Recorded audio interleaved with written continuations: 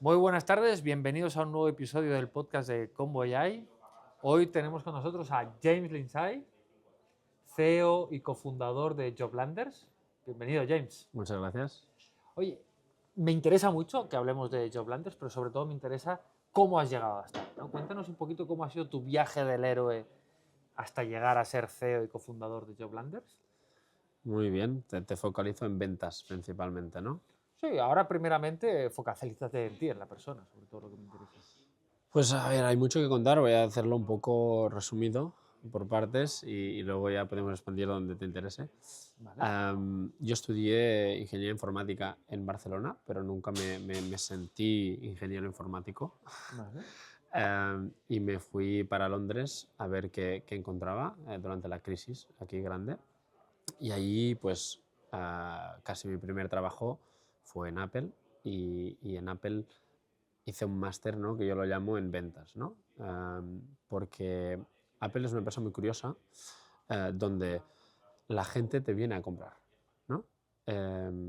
Y cuando te vienen a comprar, ¿qué pasa? Que tienes que encontrar otras maneras de vender, ¿no? Porque no es el típico sitio donde tienes que forzar al cliente a entender el valor de tu producto, etcétera, etcétera, etcétera. Pero para no alargarme, que luego si quieres lo hablamos en detalle, um, ahí pues hice diferentes roles en los departamentos de ventas, tanto en retail como en corporate, um, para entender, en vez de la venta transaccional, la venta consultiva, ¿no? Que ha sido luego mi carrera. Mi carrera se ha fundamentado mucho en la venta consultiva, una venta de entender a tu cliente, una venta de ir más en profundidad a entender el problema que le está resolviendo a tu cliente, de cómo presentar el valor y de cómo presentar pues, no el producto ni los features del producto, sino los beneficios del producto, ¿no? Y creo que eso fue muy importante.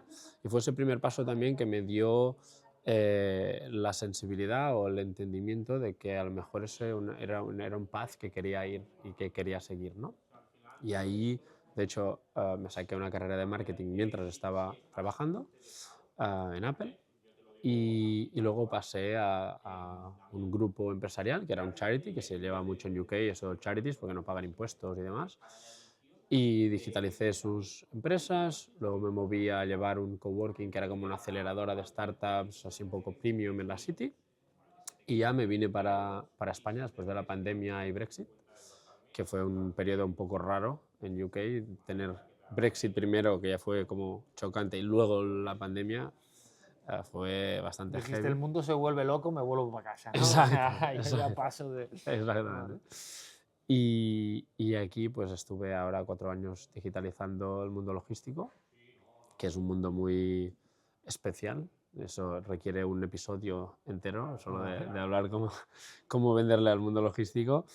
Y ahora desde el pasado octubre que hemos empezado el proyecto de Joblanders, que es una herramienta, una aplicación móvil para estudiantes para poder encontrar trabajo y entender cómo encontrar trabajo, entender qué busca el mundo laboral de ellos. Y tenemos pues eso, unos features con inteligencia artificial para ayudarles a posicionarse, a entenderse a ellos mismos y a entender dónde quieren acabar y hacer ese matching con las empresas para que realmente encuentren el trabajo. Muy bien. Muy bien. Oye, pues si te parece, vamos a los inicios, ¿no? A esa época de Apple, que creo que puede ser súper interesante, ¿no? Porque Apple generalmente, o sea, de hecho he escuchado, ¿no? Muchas conversaciones de muchas formaciones de venta y tal que dicen, no, todos los que no sois Apple, ¿no? Todos los que no os vengan los clientes a comprar y tengáis que ir a por ellos, ¿no? Levantar la mano, ¿no? Tal, no sé qué. O sea, sí que está puesto, ¿no? Como un referente en el sentido, hostia, han trabajado tanto el brand, tanto la marca, que los vendedores, oye, están ahí, pero como podrían estar pasando el rato, ¿no? Tú tienes la otra visión, ¿no? La visión del vendedor de Apple, ¿no? Cuéntanos un poco esa visión, cómo empiezas ahí y cuáles son esos desafíos que te encuentras. Pues sí, a ver, uno de los desafíos, o sea, eh, Apple se estructura diciendo, como sabemos que el cliente te viene a comprar, ¿no? Te dicen a ti como vendedor, Mm. tienes estos objetivos que no es el producto, ¿no? Vale. Y ahí hay dos fases, ¿no? Una es unos insights muy interesantes de cómo ya posicionan el producto dentro de la tienda y cómo tienen, obviamente la marca, toda la conocemos, pero luego en las tiendas, toda la ingeniería que tienen para quitar barreras de fricción entre el cliente y el producto. Porque, ¿qué fricción hay entre el cliente y el producto? Pues a ver, cuando entras en una tienda, Ujú. y obviamente todos hemos entrado seguramente a una tienda de Apple, ¿no? Pero si lo comparas con alguna otra y conscientemente piensas cómo está estructurada, qué tipo de mesas hay, cómo los productos están pues, puestos encima de esas mesas, por ejemplo. Lo que hacíamos cada mañana era abrir los portátiles en el ángulo mágico, que ahora me vais a perdonar, pero no sé si era 80, 85, 90 grados, pero era un ángulo que se había estudiado donde el ordenador estaba suficientemente abierto la pantalla como para que tú quisieras ir a verlo y tocarlo, pero no suficientemente abierto como para que fuera cómodo. Y el cliente tenía que ir ahí, coger y siempre cogía la Levantar. pantalla, la ponía en cómoda para verla bien, pero ese primer impacto quitaba toda la fricción, porque normalmente tienes miedo de tocar cosas, ¿no? Hay gente que no, pero la gran mayoría, y esto está para la gran mayoría, tiene miedo y hay esa fricción invisible que si no eres consciente o no has trabajado en retail o no has vendido producto, a lo mejor no te das cuenta, ¿no? Las mesas, por ejemplo, tenían una altura y estaban vacías de dentro para que pudieras ir, plantarte delante de la mesa y estar cómodo y que no te molestara nada para poder tocar el producto, ¿no? Todo el mundo ha hablado siempre de los cables, ¿no? No había cables, ¿no? Es decir, el mínimo posible de cable que pudieras. De hecho, por ejemplo, de los iPhones, tenían un seguro de iPhone muy alto porque la manera que lo posicionan y cómo te lo presentan, que está obviamente ya pues en vertical casi, ¿no? Y muy fácil de coger, y solo con el cable que lo va cargando, al final es muy rápido de estirar. Nos venía gente ahí a robar, pero saco, ¿no? Pero ese valor y esa fricción que quitaba, pues les creaba una venta superior, con lo que les salía a cuenta tenerlo en esa disposición, aparte del valor de marca, ¿no? Y Ujú. como eso, pues muchos truquitos de esto de ingeniería. Me encanta, ¿no? O sea, el tema es, oye, te enseño el producto, pero te lo enseño de manera que tengas que tocar, Exacto, ¿no? Que esto, por ejemplo, para los que vendemos tecnología, es como dejar la demo ahí puesta, ¿no? Y no la enseñas, ¿no? Vas haciendo el discovery, estás compartiendo pantalla, pero no estás enseñando el producto, ¿no? Y el otro es como, hostia, me interesa, porque generalmente cuando haces preguntas de discovery, ¿no? Le generas interés a la otra persona sobre qué me va a enseñar, lo tienes ahí puesto, pero no lo abres, ¿no? O sea, me exacto. parece una buena analogía, ¿no? La otra, la de los cables, estará igual, clarísimo, ¿no? O sea, eliminar barreras, ¿no? Exacto. Sobre todo esto también lo podemos ver mucho en e-commerce, ¿no? Cuando te encuentras una página que tiene más de 3 clics, ¿no? Para poder hacer la compra y dices, tío, estás perdiendo pasta, ¿sabes? O sea, es que es blanco y en Exacto. botella, ¿no? O sea, que es muy interesante cómo la ingeniería esta luego la podemos replicar El software. en cada uno en, bueno, en lo que esté vendiendo, ¿no? Pero eliminar barreras, ¿no? Y pensar muy bien cómo presento el producto para generar una mayor interés, ¿no? La caja registradora, ¿no? Es otro ejemplo muy claro. ¿Vale? Si has ido a una tienda de Apple, no hay cajas registradoras. Todos tienen un pequeño iPhone con un dispositivo para cobrarte y ellos vienen y tienen una conversación contigo, ¿no? Oye, ¿qué vienes a hacer hoy a Apple? No te vienen a decir, oye, ¿quieres un iPhone? No, Mm. te vienen a conocer, ¿no? Y esa era una parte muy importante de esta venta consultiva que hacíamos en los trainings. Nos pasábamos un mes entero, 4 semanas, haciendo training, ¿no? O sea, un vendedor de Apple, Sí, antes de entrar en tienda, está un mes haciendo trainings. exacto. Está un mes en un hotel fuera de la tienda. Vale. Perdona, una semana, he dicho un mes. Sí. Una semana, Vale, vale, digo, wow. una Vale. semana en un hotel donde, a ver, el hotel lo usamos para training, ¿eh? No están ahí hospedados. Vale. Pero estás una semana donde haces todo como le llamamos, el brainwashing de Apple, ¿no? Es decir, Vale. la cultura, la empresa, la visión, el teamwork y todas estas bases, ¿no? Que es, pues, no vas a vender nada, ¿no? Vas a conocer a tus clientes, ¿no? Vas a conocer qué necesitan y a resolver sus problemas. No les vas a vender un producto ni un accesorio, ¿no?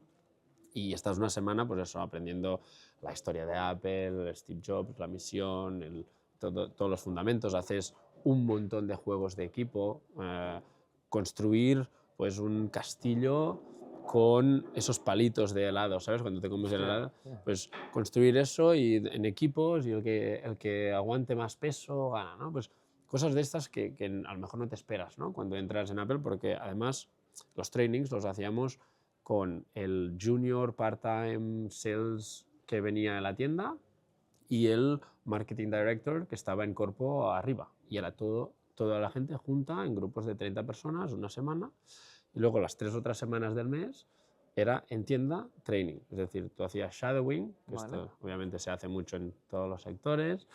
Y una cosa, antes de, Sí. de irnos, ¿no? En ese training de perdona. una semana de Ujú. Apple, ¿cuáles dirías que fueron, o sea, 3 cosas que dirías, buah, si tuviera un equipo de ventas, estas 3 cosas del training de Apple lo llevaría directo a mi equipo de ventas? Pues primero el que el equipo de ventas entienda muy bien realmente a qué se dedica la empresa, ¿no? Más allá de lo que hace el producto, ¿no? Es decir, cuál es la visión, qué problema está resolviendo en el mundo, ¿no? Para tu cliente, ¿no? Más allá de si tiene 4 botones aquí o es un SaaS que te hace esto aquí, ¿no? Es qué estamos resolviendo, cuál es la visión, para que tus vendedores la puedan entender, empatizar y conectar directamente, ¿no? Eso es súper importante. Porque a veces, bueno, al menos yo soy de la escuela de que algo demasiado transaccional acaba siendo transaccional. ¿Qué quiero decir con eso?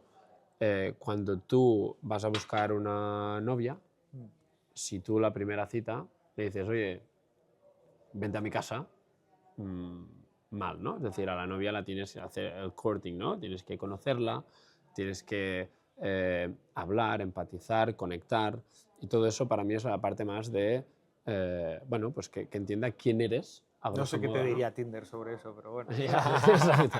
Con las nuevas tecnológicas. Sí, eso lo estudié mucho. Tinder para mí es la probabilística, pero luego tú lo llevas a el ¿Lo conocimiento, ¿no? estudiaste mucho? Lo estudié mucho Tinder, sí, la verdad. ¿Ah, sí? Sí, en su momento sí. Vale, Para mí los números son importantes en el mundo vale, porque no creo en la suerte, creo en la probabilidad. vale.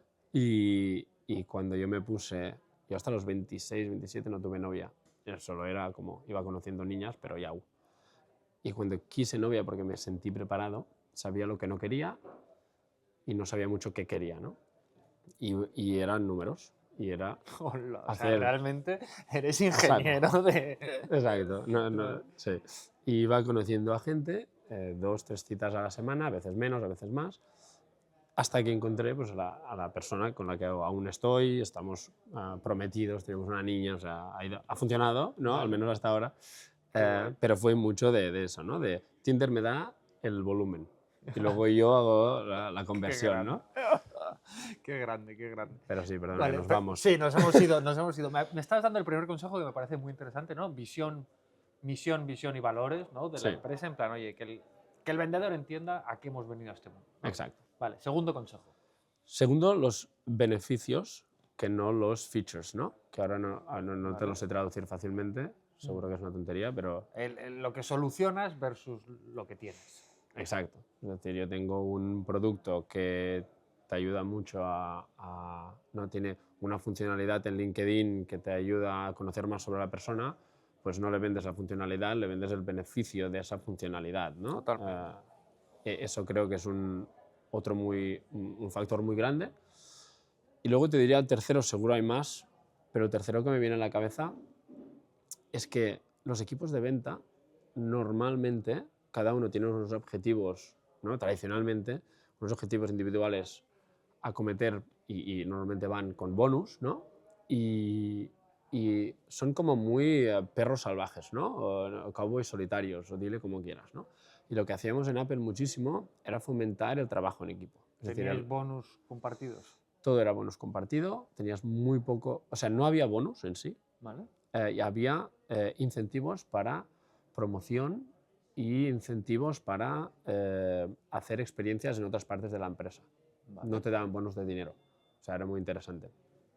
Y a menos que A ver, estuviera... cuéntanos esto, ¿cómo es este bonus? O sea, es decir, si tú eres el top performer, que creo que además lo fuiste, ¿no? Exacto, sí. No te llevas más pasta, te llevas posibilidad de promocionar dentro de la empresa. Exacto.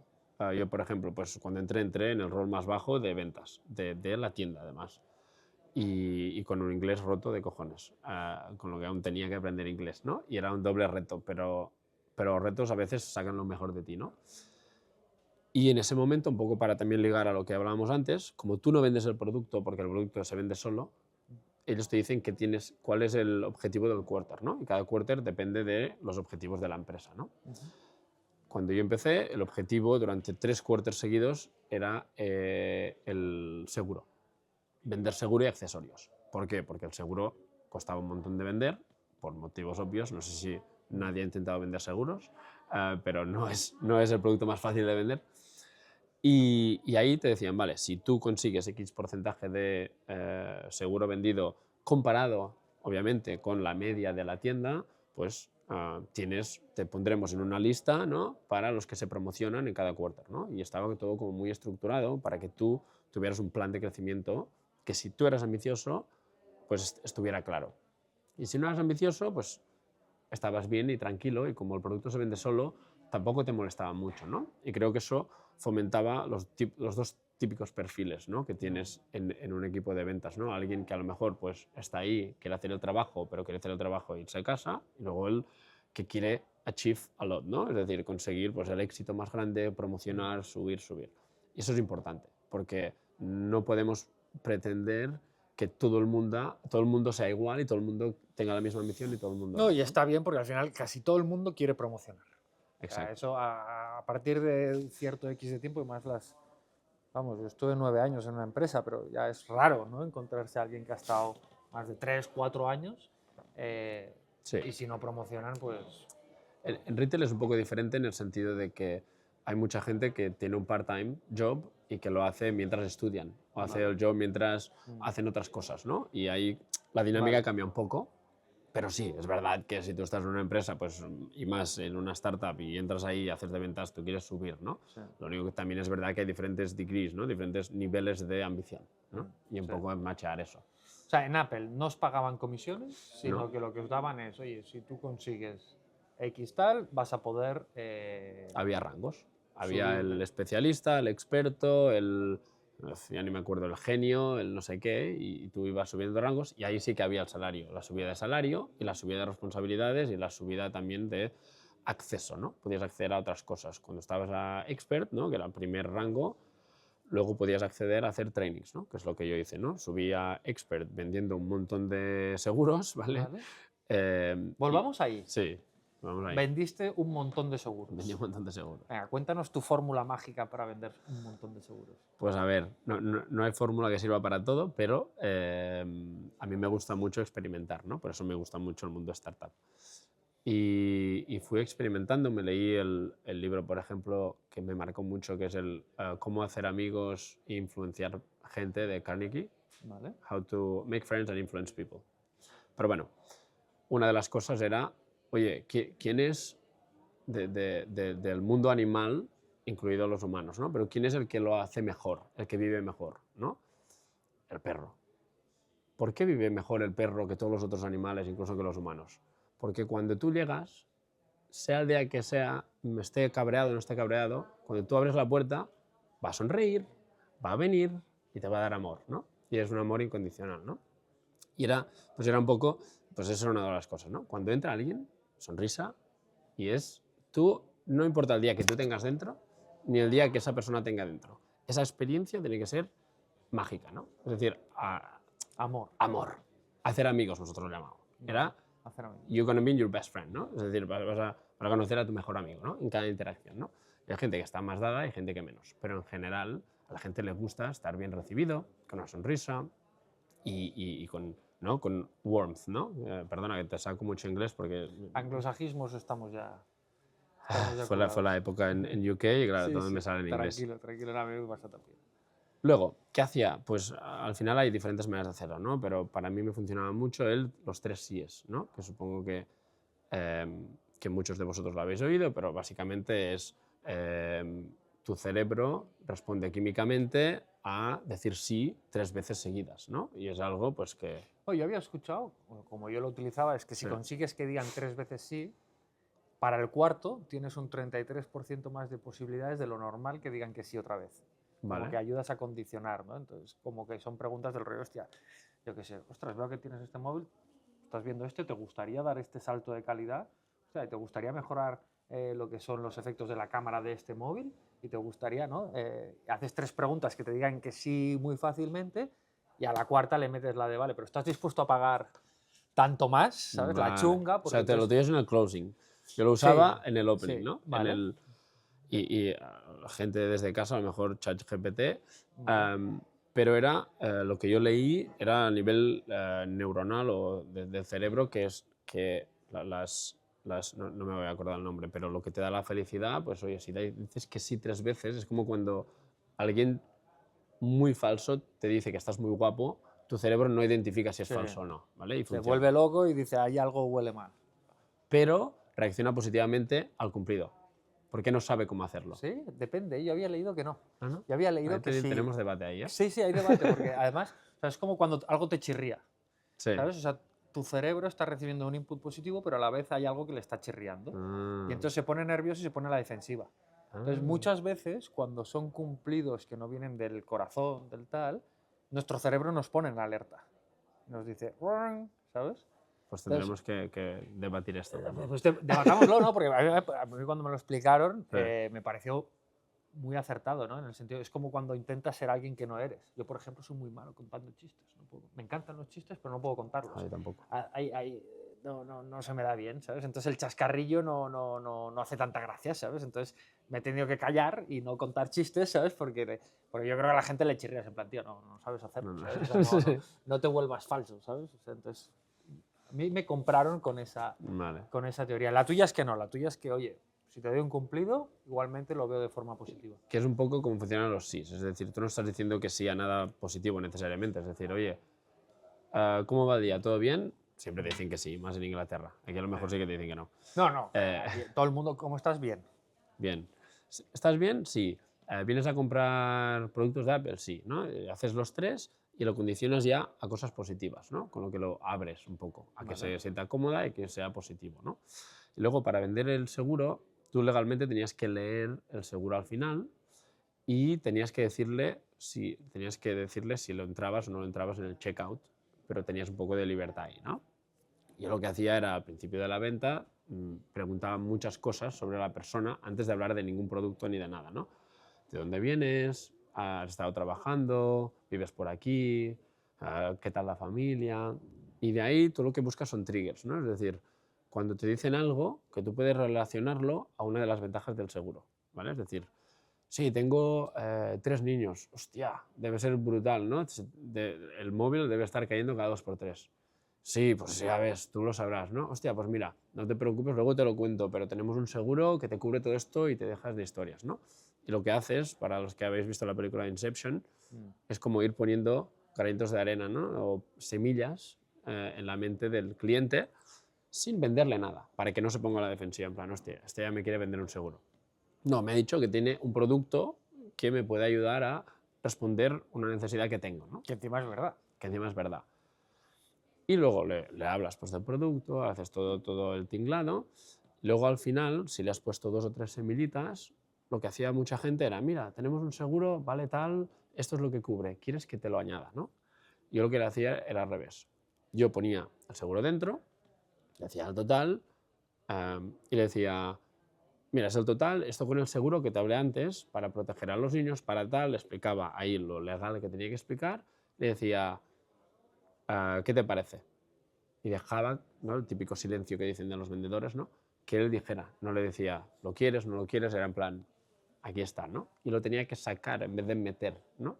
Y esa fricción era muy importante, porque cuando lo tienes que meter, no lo tienes ya en el checkout, con lo que es más fácil decir que no. Cuando lo tienes que sacar, cuando te ha ligado con todo lo que has dicho, cuando ya has visto el precio total y ya está, pues convertía mucho más, ¿no? Y creo que tuve 25%, que era pues, lo más alto de Europa, por debajo, el segundo estaba al 19 o 20, ¿no? Wow. Eso durante un par de quarters, luego me promocionaron y luego cambiaron los objetivos, ¿no? Pero sí. Pues enhorabuena, ¿no? Gracias, Joder, tío. gracias. Ole. Cumplido sincero. O sea, 25% y estar ahí en el top, pues me apunto muy bien, ¿no? Estos triggers, ¿no? De ir poniendo, entiendo que es ir poniendo durante o sea, primero un discovery muy amplio, de ese discovery ir sacando cuáles pueden ser pains y potenciarlos, ¿no? Hacerles más preguntas, en plan, oye, pues, hostia, tienes nicho, guau, menudo Harry debes tener en casa, hostia, tienes perros, madre mía, ¿qué perro tienes? Pues claro, también dependerá de la raza, tal, no sé qué, ¿no? Jugar un poco con eso y luego al final darlo por supuesto que es lo que mejor le va a ir, ¿no? En base a lo que tú has podido ir descubriendo durante la conversación. Exacto, que luego al evolucionar y al subir a corporate sales y todo eso, lo que te das cuenta es que esto lo que haces en el discovery típico de una venta consultiva, ¿no? Y es pues exactamente lo mismo que hacía la otra gente que había recibido ese training, ¿no? Pero eh, y yo pues era de intuición, de ir, hostia, ¿qué puedo hacer para cerrar mejor, ¿no? Que es Claro. un poco lo que tienes que hacer. Qué guay. Y una vez llegaste a training, ¿no? A trainer, ¿cómo o cuál crees tú que fue la mejor manera de pasar este conocimiento a los vendedores? Pues la verdad es que lo que te encuentras en empresas así es que hay gente con mucho talento que sabe mucho de muchas cosas, ¿no? Se acuerda de muchas cosas, son sharks en la venta, pero que a veces les cuesta empatizar con la gente. Y como tienes mucho churn, porque sigue siendo retail, y aunque sea corporate es retail, ¿no? Es decir, vendes pues, productos de la tienda, ¿no? Aunque sea empresas, y obviamente el retail es obvio que hay mucho churn. Lo que a mí me funcionó muchísimo era conectar a nivel personal con la gente, ¿no? En los trainings yo era siempre el poli bueno, pero además el que se reía de mis compañeros cuando hacían, pues, no, qué sé, pues estabas enseñando cosas muy serias y tal, pues yo era el típico que te hacía la broma un poco para quitar el hielo, para romper el hielo, era pues el que te venía y hacía el touching, ¿no? El tocar. En Inglaterra no lo hacen mucho, aquí en España muchísimo, ¿no? Yo siempre era muy táctil, ¿no? Y el táctil siempre rompe también barreras, ¿no? Y en los trainings tenía un compañero, Jack, que era una caña de persona, y era A, B, C, D, súper bueno en eso, y yo era más la otra parte, ¿no? Éramos el dúo dinámico, donde él se encargaba de la parte más cuadrada y yo de la parte más personal, ¿no? Y en todos los sentidos, y no sé si es una respuesta un poco vague, pero si tú consigues romper esa barrera personal, luego te escuchan más y absorben más y aprenden más que si dicen, hostia, estos nos están aquí dando la chapa, ¿no? Como lo que yo me quejaba en la uni. Yo me quejaba en la uni que el profesor venía con un PDF y te explicaba PDF. Yo no quiero que me expliques el PDF. Yo quiero que me sintetices el PDF, que me ayudes a entender el PDF, que me entiendas a mí de cómo yo aprendo ese PDF, que es diferente que el que tengo al lado, ¿no? Yo me encargaba de esa parte más personal, ¿no? De que todo fuera adaptado para cada tipo de persona, ¿no? Y creo que eso nos funcionó bien, pero es verdad que había la otra parte. Y si piensas en los profesores que has tenido, que te acuerdas de ellos, generalmente han roto esas barreras, ¿no? Han roto la barrera de lo monótono, de lo cotidiano, de lo tal, y se han ido más a...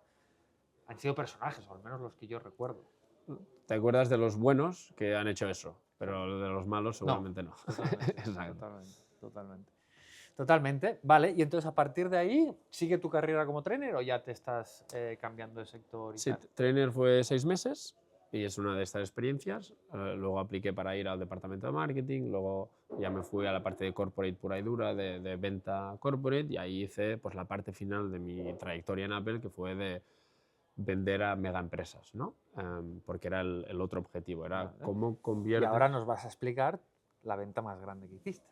la venta más grande, no sé ni si me voy a acordar, ¿eh?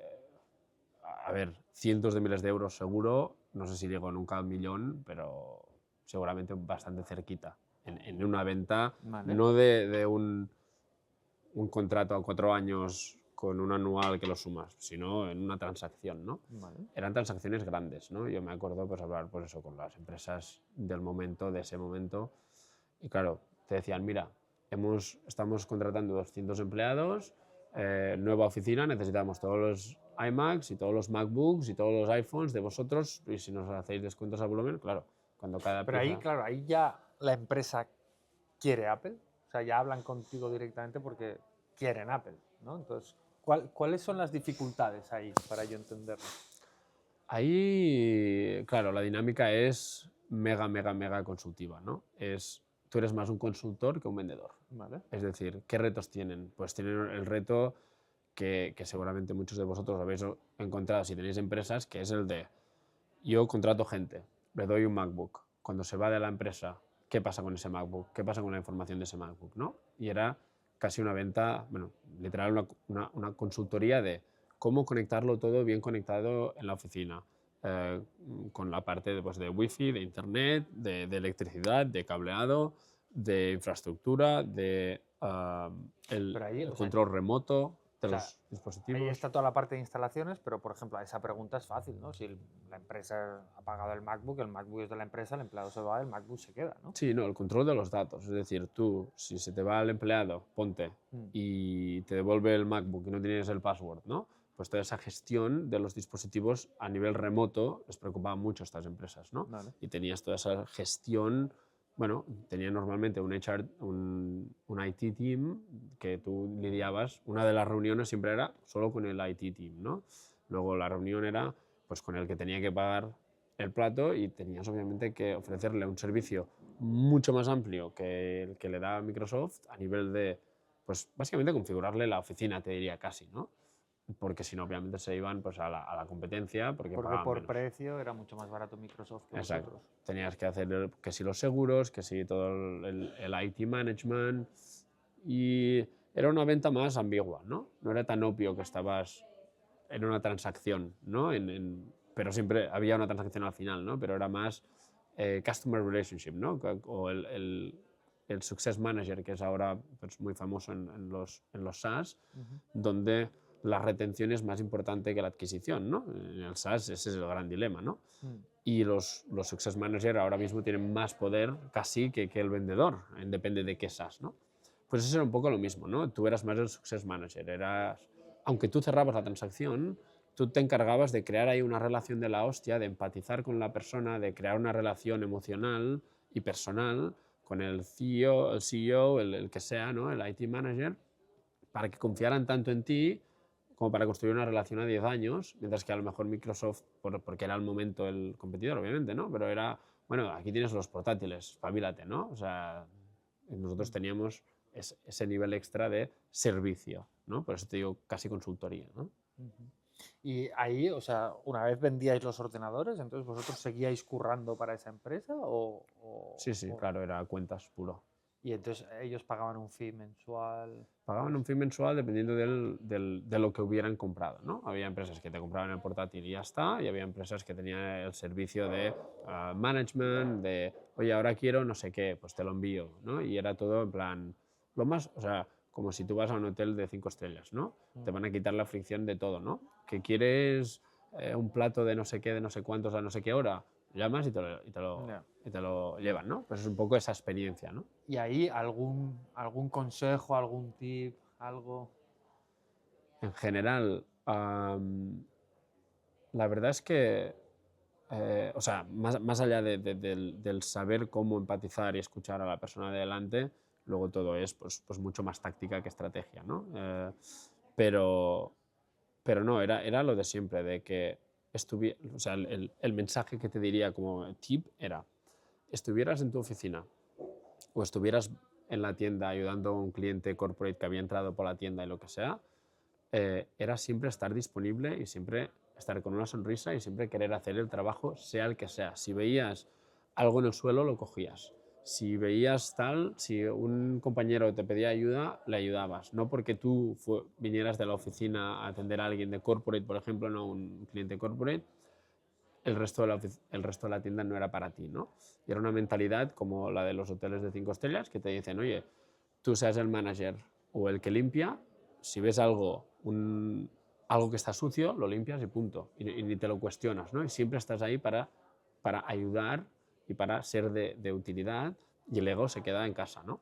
Y eso creo que fue muy importante porque es muy fácil que cuando estés en cierto rango o hayas pasado por ciertas experiencias, te pienses que dentro de una empresa, pues tú ya hay cosas que a ti, tú ya no puedes tocar eso. O sea, esto lo que hace el SDR, ¿no? Que espabile, pero yo no voy a hacerlo, ¿no? Porque es su Ujú. trabajo. No, coño, somos un equipo, ¿no? Y creo que eso, compaginado con saber hacer ese discovery y esa empatía, crear esa empatía y esa conexión con el cliente, el sentirse cuando venían a la tienda o cuando llamaban y si no estaba yo lo cogía otro, aunque ahí sí que había bonuses relacionados con volumen, pero nos lo compartíamos todo y todo era como un equipo, al nosotros tenerlo tan integrado, la gente también lo notaba, ¿no? Y notabas que te había conectado personalmente, pues que todo el mundo era genial ahí, ¿no? Y era como esa magia que tú no puedes medir, ¿no? Ni calcular, pero que si haces todo lo que tienes que hacer como empresa, se nota. ¿no? Hay algo que dices, hostia, qué guays estos chicos, ¿no? Es que he conocido al CEO, he conocido al de ventas, he conocido a la secretaria o al secretario y todos son de puta madre, ¿no? Y eso también te ayuda a cerrar la venta. 100%. Ahora me está viniendo a la mente el libro del legado de James Kerr, ¿Vale? que es un pedazo de libro de un neozelandés que estudió a los All Blacks, ¿no? ¿Vale? Que fue el equipo más galardonado de la historia, ¿vale? Los All Blacks de hace unos años, ya De rugby, ¿no? no el actual, exacto, de rugby. Y habla mucho de eso, ¿no? Del sentimiento de pertenencia, de la humildad, pues, Richie Macao al acabar un mundial, ¿no? Haberse reventado el capitán de los All Blacks, pues limpiando los vestuarios, ¿sabes? Sacando todo el barro de las botas, del tal, del no sé qué, ¿sabes? O sea, imágenes de estos y luego habla de pues, cómo llevarlo a la empresa. Y me ha venido a la mente de que digo, hostia, pues Apple lo está haciendo muy bien en ese sentido, ¿no? En cómo generar esos sentimientos que supongo que de ahí tiene ya mucho sentido el por qué encerrar a la gente nueva una semana en un hotel para hacer que Exacto. luego se cumpla todo, Claro. todo eso, ¿no? Conectas muy emocionalmente con la marca y a veces cuando dudas si coger eso que está al suelo o no, porque vas de pasada y un cliente te está esperando, Qué guay. esa conexión emocional es más grande que tú y que la tienda, ¿no? Es como, no, es que yo soy parte de esto, ¿no? Claro. Tiene sentido. Oye, pues creo que nos ha quedado de lujo, ¿no? Como closing, ¿no? Como cierre. ¿Algo más que te gustaría compartir a nuestra audiencia de gente de ventas? Buena pregunta. Pues oye, si buscáis perfiles jóvenes, juniors o becarios, que os ayuden a vender más o a hacer mejor contenido o cualquier tipo de rol, pues oye, aquí estamos en Choplanters para ayudaros. Genial. Pues muchísimas gracias, James. Ha sido un verdadero placer. Un placer.